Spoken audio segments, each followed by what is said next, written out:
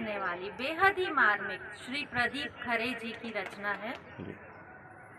आज फिर मायके से खबर आई है, पापा ने बेटी को मिलने बुलाया है। कहाँ जा पाती हैं बेटियां बार बार मायके।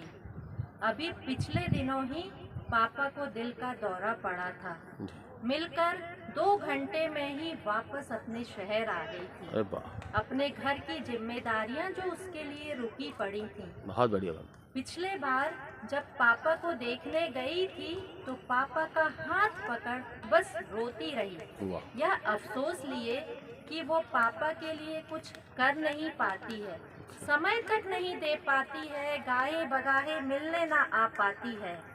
विदा होते भैया भाभी को ताकती आंसू भरी आंखों से यह अनकहा अनुरोध कि पापा का ख्याल रखना। नहीं जानती कि अगली बार वो उन्हें जीवित देख भी पाएगी या नहीं। लौट जाती है उस अधूरी दुनिया में, छोड़कर अपने माता पिता को, जिनके लिए बेटी ही उनकी दुनिया है। उस माँ को पलट कर देखती है जिसके साथ कभी दिन के 24 घंटे भी कम लगते थे, अब कुल 24 घंटे भी साथ नहीं रह पाती है। असमय फोन आने पर मन घबरा जाता है, बार बार बस यही पूछती है, सब ठीक तो है ना, पापा कैसे हैं, माँ आप ठीक तो है ना।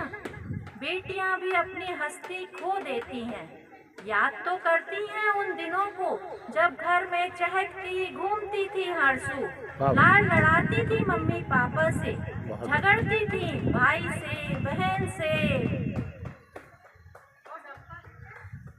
झगड़ती थी भाई से बहन से।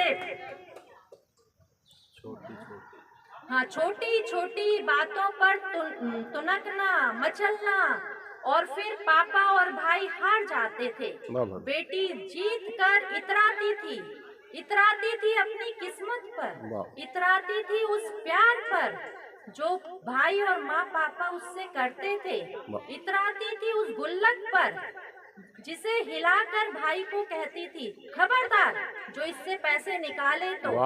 वो गुल्लक नहीं, खजाना था खुशियों का जो बाबुल घर छोड़ आई है। बेटियां भी गुलाब के पौधे सी होती हैं, बाबुल के घर को महकाती हैं, और फिर एक दिन इसी गुलाब की एक कलम जैसे किसी गमले में पीहर को महकाने चली जाती हैं। जैसे ग्राफ्टिंग होती है ठीक वैसे ही, और ढूंढती हैं अपने वजूद की खुशबू को उस नए घर में खिले ग्राफ्टेड गुलाब की तरह। कल तक जो उसका अपना घर था अब वो मायका हो जाता है।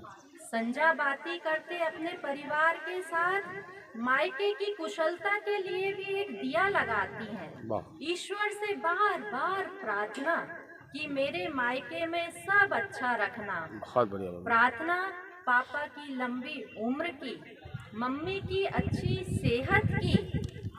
अब के पापा से मिलने जाएगी तो 10 दिन रहकर ही आऊंगी। पापा को मेरी बनाई वह डिश पसंद है, इस बार जरूर बनाकर खिलाऊंगी। पर ऐसा कहाँ होता है, और वक्त बंद मुट्ठी से रेत जैसा फिसल जाता है।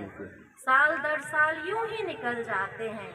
इसी आपाधापी में एक दिन भाई का फोन आता है, बहन जल्दी आ जा, पापा तुझे याद कर रहे हैं, जल्दी आना कहीं देर ना हो जाए।